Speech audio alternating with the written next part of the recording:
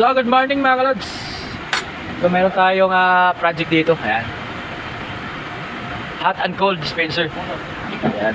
So, kung nalala nyo, ito yung ginawa kong knob sa kanya. Ayan. So, problema, okay yung cold knob niya. So, ito, wala na. Sira na mga kalods. Nung inangat ko, ito, wala na. Parang wala lang lumalabas. So ang gagawin ko ngayon, kukunin ko muna ito, plug ko na lang sa loob, tapos nilipat ko rito para magamit nila kasi ito karamihan nilang ginagamit para magkape sila.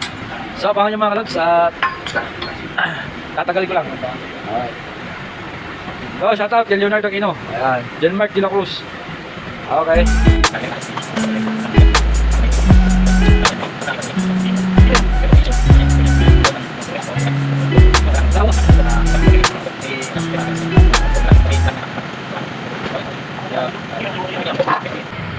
Ito, tatanggalin ko lang muna itong isa.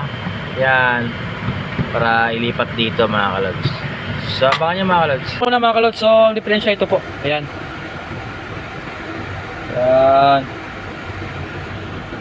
Yan po ang diferensya. Ayan. Dito po yan. Ito yung pinakasabitan niya. Dito po yan kakapit sa mismong rubber niya. Kaso nawasak na mga kalods. Oh. Kaya hindi niya na ito maiangat. So may nakuha ko dito isa. So bubuksan ko kung pareho sila ng laman. Okay.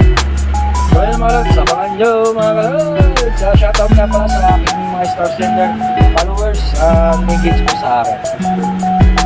So bubuksan na natin to para magamit na po nila yung kanilang dispenser po. Ayan.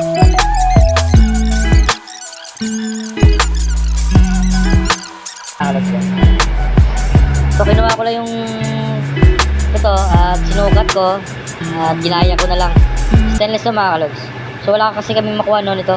So kailangan na nilang gamitin ng kanilang dispenser. So gumawa na ako ng paraan mga kalods.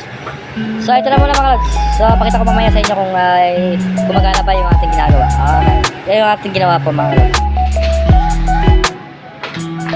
Okay. Sound check. Good. Sound check. Good.